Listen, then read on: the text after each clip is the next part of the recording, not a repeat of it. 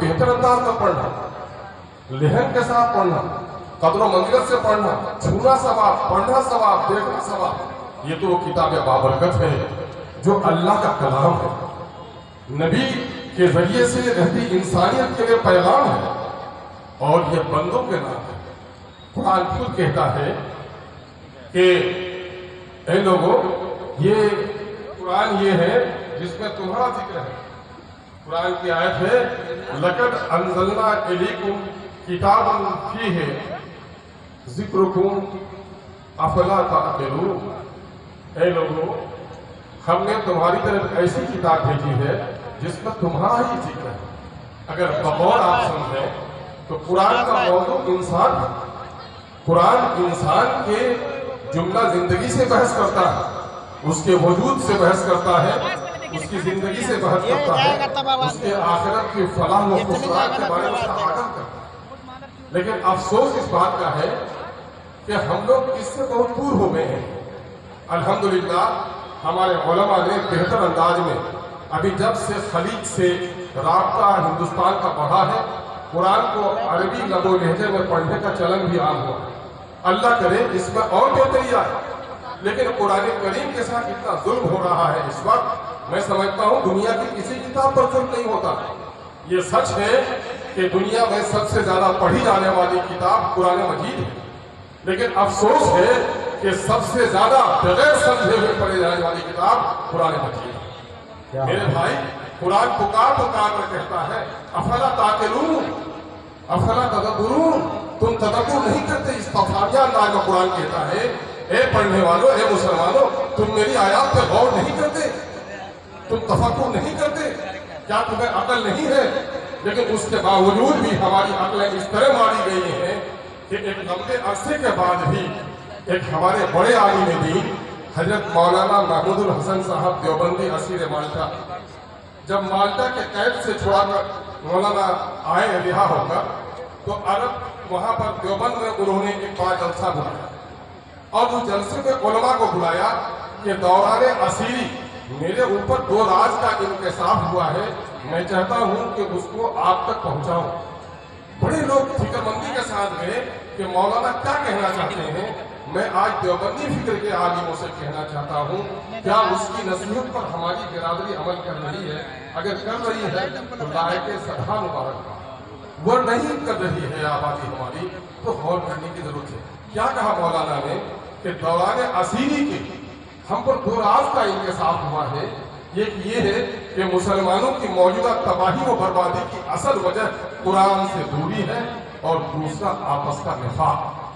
Doctor اسرار رحمت اللہ علیہ نے کہا مولانا ایک ہی بات کہہ دیتے تو کافی تھی کہ قرآن سے دوری، اور مولانا نے کہا کہ میں نے اب عہد کر لیا ہے کہ کلیا قرآن کے مکاتب کھولوں گا تاکہ صحیح سلیقے سے بچے قرآن پڑھ سکیں، اور قرآن کے معانی و مفاہیم سمجھاؤں گا، اور میں عام لوگوں کے درمیان میں قرآن کے درس کو عام کروں گا۔ اے کاش اس نصیحت پر اگر ہم عمل کر لیے ہوتے تو ہندوستان میں موجودہ وقت مسلمانوں کی جو ذلت اور رسوائی ہے شاید ہم اس سے نکل سکتے ہیں۔ مجھے اور آپ کو یاد ہونا چاہیے کہ پیارے آقا صلی اللہ علیہ وسلم نے حجۃ الوداع کے موقع پر جو پیاری نصیحت کی تھی، عرفات کے ٹیلے پر کیا کہا تھا آپ نے کہ میں تمہارے درمیان 2 چیزیں چھوڑے جا رہا ہوں، تم اسے مضبوطی سے پکڑ لو گے تو کبھی گمراہ نہیں ہوگے، اللہ کی کتاب اور اپنی سنت۔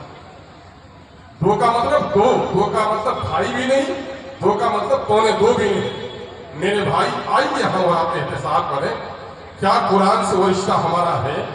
باپ کے مرے ہوئے 2 دن ہوئے ہیں، قبر کی مٹی بھی ابھی گیلی ہے، قبر کی مٹی، لیکن اگر باپ کے المیرا سے کوئی دستاویز مل جائے جو کیٹھی اور دیوناگری میں ہو، اور اس میں کچھ زمین کے خسراجات اور رقبہ کا علم ہو، تو ہم باپ کے غم سے نکل کر کسی لائق منشی کو تلاش کرتے ہیں، وہ پڑھ کر ہمیں سمجھا دیں۔ پردیس سے جب کسی عزیز کا خط آئے تو بھوکا بھی بیٹھا ہے، اگر آپ دسترخوان میں تو پہلے خط چاٹ کر کے پڑھ لیتے ہیں۔ اگر ڈاکٹر کا نسخہ سمجھ میں نہیں آئے تو جان بچانے کے خاطر پڑوسی سے جا کر سمجھتے ہیں۔ اگر کلکٹریٹ کی کوئی نوٹس آ جائے جاننے والے نہ ہو تو جاننے والے کے پاس دوڑ کر جاتے ہیں. لیکن میرے بھائیوں یہ بتاؤ تو یہ قرآن مقدس جس کا نزول اس لیے ہوا کہ ہماری زندگی کو صحیح راہ دکھائے، اور اس قرآن کا ایک فریضہ ہے کہ جو اس پر ایمان لاتا ہے آمنت باللہ کتبہ جب کہتا ہے تو اس کی ذمہ داری ہوتی ہے کہ وہ اس کتاب مقدس کو پڑھے، اور پڑھے نہیں اسلوب کی طرح بلکہ اس کو سمجھے، اور سمجھے ہی نہیں بلکہ اس پر عمل کرے، اور عمل کرنے سے معاملہ ختم نہیں ہوتا بلکہ اس کی دعوت کو عام کرے. یہ مسلمانوں کا پر قرآن کا حق ہے. آئیے ہم دل پر ہاتھ رکھ کر کہیں کیا ہم یہ حق ادا کر رہے ہیں؟ اگر آپ دیکھیں گے تو آج پچھلے 10-20 سالوں کے مقابلے میں حفاظ کی تعداد بڑھی ہے، اور حفاظ کے سلسلے میں ایک حدیث کہی جاتی ہے کہ جو بچہ حفظ قرآن کر لے گا وہ اپنے ایسے 10 خاندان کے لوگوں کی شفاعت کر سکے گا جس پر جہنم والی کو. لیکن میں نے ترمذی کی اور حاکم المستدرک کی حدیث پڑھی، اس میں یہ لکھا گیا کہ جو قرآن کو حفظ کرے، اس کے علم کو سیکھے، اس کے حلال کو حلال جانے، اس کے حرام کو حرام جانے، ایسے لوگوں کے لیے یہ خوشخبری دی گئی ہے. ورنہ قرآن پڑھ کر نماز ترک کرنے والوں کے لیے شاید یہ خوشخبری نہیں دی گئی. میرے بھائی، قرآن کی ایک آیت کو پڑھنا، اس کو سمجھنا 100 رکعت نفل نماز سے بہتر ہے، پیارے آقا نے کہا. لیکن آج ہمارا حال کیا ہے؟ آج اگر کوئی شخص عالم دین بن کر آتا ہے تو کیا وہ اپنے ابا جان سے کہتا ابا سورہ فاتحہ پڑھ رہے ہیں؟ کیا پڑھ رہے ہیں؟ ذرا سمجھیے اس کو. نبی مکرم صلی اللہ علیہ وسلم کے صحابہ کا یہ عمل تھا. سورہ عصر کا جب نزول ہوا تو ایک صحابی دوسرے صحابی کو جب تک سورہ عصر سنا نہ دیتا تھا وہ باہم جدا نہیں ہوتا تھا. لیکن آج یہ دیکھیں گے کہ حضرت سیدنا عمر فاروق جب نبی کے دشمن تھے، جب وہ کفر اور شرک کی بستی میں جی رہے تھے، تو قریش کے لوگوں نے کہا کوئی زیادہ نوجوان نہیں ہے جو عبداللہ کے بیٹے کا کام تمام کر دے. جب عبداللہ کے بیٹے کے کام کو تمام کرنے کے ارادے سے حضرت عمر نکلے تو حضرت عمر کو کس نے بدلا؟ قرآن کی قرات نے نہیں بدلا بلکہ قرآن کی سمجھ نے بدلا. سورہ طٰہٰ کی چند آیتیں سنی تو وہ عمر تبدیل ہو گیا. میرے بھائی، عرب میں آپ صلی اللہ علیہ وسلم پر جو پتھروں کی بارش ہوئی وہ کس وجہ سے ہوئی؟ آپ نے قرآن کو پڑھ کر سمجھایا. آپ کو یہ بھی یاد ہوگا کہ اقرا کا جب نزول ہوا، جبرائیل امین سے پہلی آپ کی ملاقات ہوئی، اور جب آپ سے کہا گیا کہ پڑھیے، آپ نے کہا میں پڑھا ہوا نہیں ہوں. بار بار آپ کو دبوچا گیا، اور آپ صلی اللہ علیہ وسلم فرماتے ہیں کہ جبرائیل امین نے مجھ کو اس زور سے دبوچا تھا ایسا لگتا تھا کہ میری پسلیاں ایک دوسرے پسلی میں پیوست ہو جائے. گھبراہٹ کے عالم میں لوٹ کر پیارے آقا صلی اللہ علیہ وسلم گھر کو آئے. اماں خدیجہ نے آپ کا پورا حال دیکھا، کپکپاہٹ دیکھی، اور آپ نے کہا زملونی، مجھے اوڑھا دو، مجھے اوڑھا دو. آپ کی کپکپاہٹ کم ہوئی. تھوڑی دیر کی طبیعت جب بحال ہوئی تو آپ اٹھ کر بیٹھے اور ہیرا کا پورا واقعہ سنایا. گرچہ اس وقت اماں خدیجہ نے آپ کو بڑی تسلی دی، لیکن اس کو اطمینان نہ ہوا کہ ان کے رشتے کے بھائی تھے ورقہ بن نوفل، اور ورقہ بن نوفل سے جا کر بی بی حضرت خدیجہ رضی اللہ تعالیٰ ام المومنین نے جا کر واقعہ بتایا. ورقہ بن نوفل نے جو باتیں کہی ہیں، ایک عیسائی عالم نے، اے خدیجہ لگتا ہے یہ وہی ناموس ہے جو نبیوں کے پاس اللہ کا پیغام لے کر آیا. حضرت عیسیٰ کی تعلیمات میں ہے ہوئے بدل آمنہ سے ہوئے دا دعائے خلیل النبی مسیح، کہ یہ نبی آنے والا ہے، ممکن ہے کہ تمہارے شوہر نامدار کو اللہ نے انتخاب کر لیا ہے. اے کاش میں اس وقت نہیں ہوں گا جبکہ قوم ان کو نکال دے گی، میں رہتا تو ان کی مدد کرتا.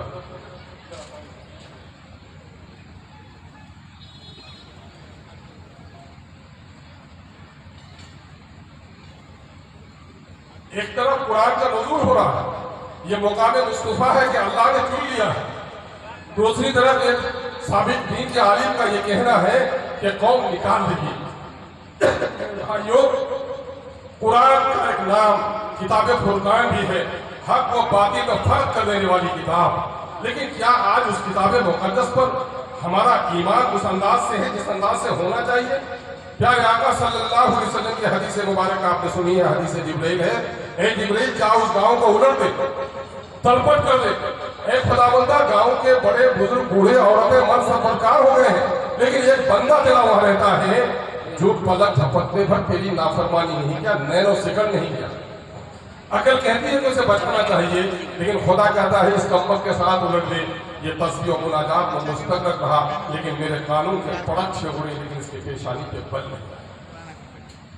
آج قرآن پڑھنے والوں، قرآن پر ایمان رکھنے والوں، گاؤں میں سودی کاروبار دندنا رہی ہے کہ نہیں رہی ہے؟ بہنوں کے حقوق پامال ہو رہے کہ نہیں ہو رہے ہیں؟ نماز سے غافل ہمارا نوجوان شراب کا عادی ہے کہ نہیں ہے؟ ہمارے تعلیمی اداروں میں بے ایمانی ہو رہی ہے کہ نہیں ہو رہی ہے؟ کتاب اللہ کے ساتھ ظلم ہو رہا ہے کہ نہیں ہو رہا ہے؟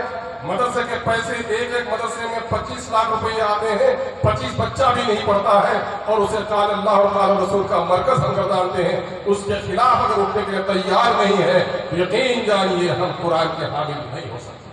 مجھے معاف کیجیے اور یہ کہہ دینے دیجیے، یہ کتے کی فطرت میں اللہ تبارک و تعالیٰ نے درندوں سے عدو دی ہے۔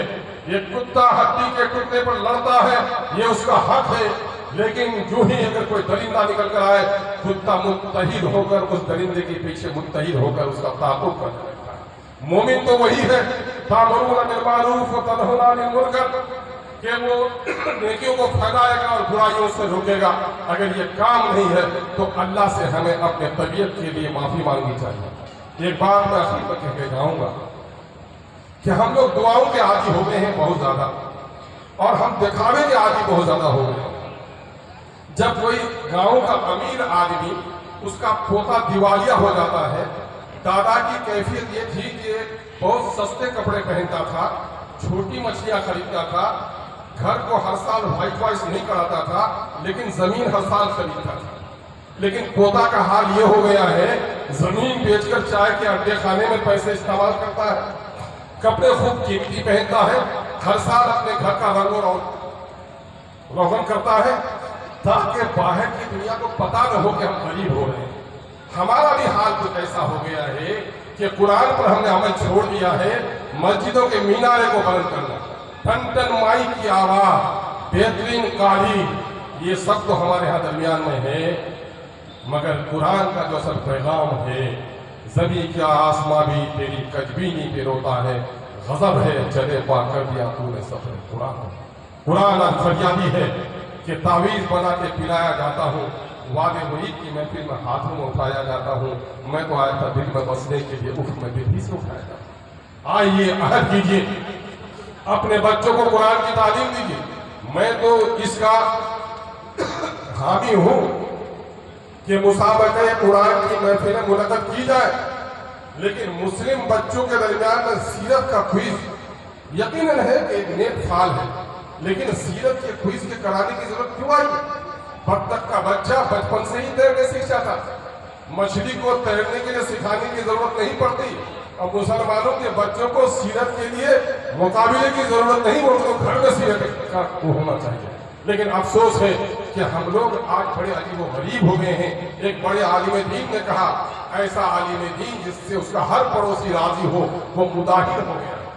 آج ہمارے ہاں حق و انصاف کرنے کے لیے قرآن ہر جمعہ کو آپ سنتے ہیں، ان اللہ یأمر بالعدل والاحسان، خدا حکم دیتا ہے تم عدل اور احسان کرو، لیکن کیا ہم کرنے کے لائق ہیں؟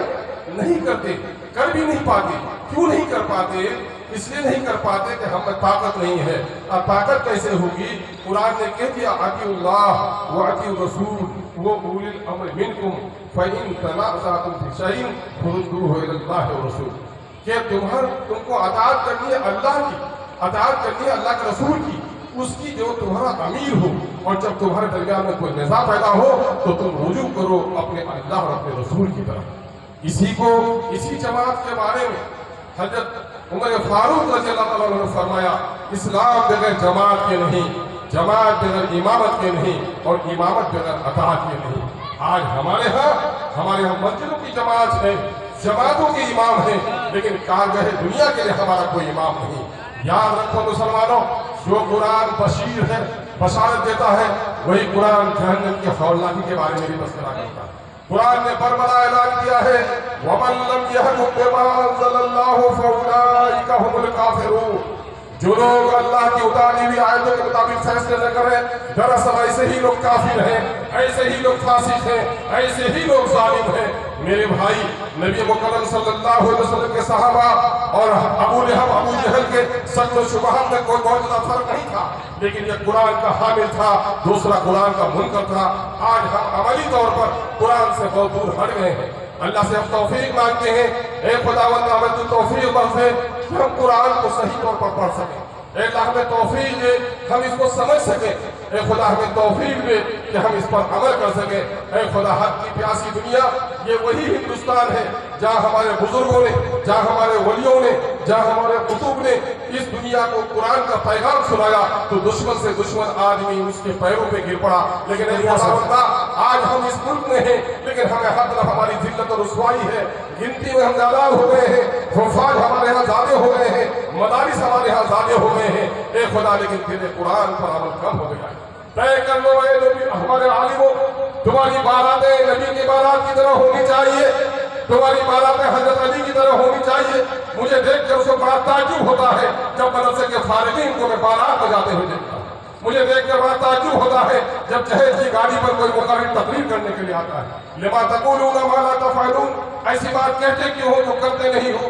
آج ضرورت اس بات کی ہے کہ ہمارے درمیان جو علماء کی جماعت ہے یہ جماعت برسر پیکار ہو جائے اور حق کو نافذ کرنے، اور یہ ہندوستان کی سرزمین جہاں شرک ہے، جہاں کفر ہے، اس کو آپ دشمنی کی نظر سے نہیں محبت کی نظر سے دیکھیے۔ قرآن یہ کہتا ہے کہ اللہ ایک ہے، اور ساتھ ہی یہ بھی پیغام ہے سارے انسان آدم کے بچے ہیں۔ رہتی دنیا تک اب اسلام کا پیغام پہنچانا ہم سب مسلمانوں کی ذمہ داری ہے، لیکن افسوس کہ مسیحا بیمار ہے، بیماروں کا علاج کیا کرے گا؟